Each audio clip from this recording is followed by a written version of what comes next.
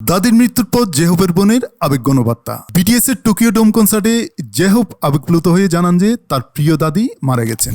তিনি জানান, আমরা জাপানে আসার সাথে সাথে খবর পেলাম যে আমার দিদিমা, যিনি আমাকে ছোটবেলা থেকে বড় করেছেন, তিনি মারা গেছেন। আমি বেশ অবাক এবং হতবাক হয়েছিলাম, কিন্তু আমি আমার সদস্যদের সাথে খেতে পেরেছি, কিছু রিহার্সেল করতে পেরেছি এবং তারপর আমি সেই ধাক্কা থেকে কিছুটা স্বস্তি পেয়েছি।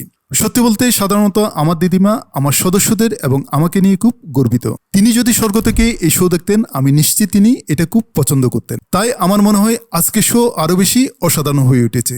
আমি তোমাদের সবাইকে ধন্যবাদ জানাতে চাই। সত্যি আমি তোমাদের সবাইকে ভালোবাসি। জেহোপ হৃদয়ে গভীর শোক নিয়েও মঞ্চে উঠেছিলেন, হেসেছিলেন এবং একটি অসাধারণ পারফরমেন্স উপহার দিয়েছিলেন। এটা জেনে ভক্তরা গভীরভাবে আবেগপ্লুত হন। এমন হৃদয় বিদারক সংবাদ সত্ত্বেও তার মানসিক শক্তি, পেশাদারিত্ব এবং আর্মিদের প্রতি ভালোবাসার প্রশংসা করে।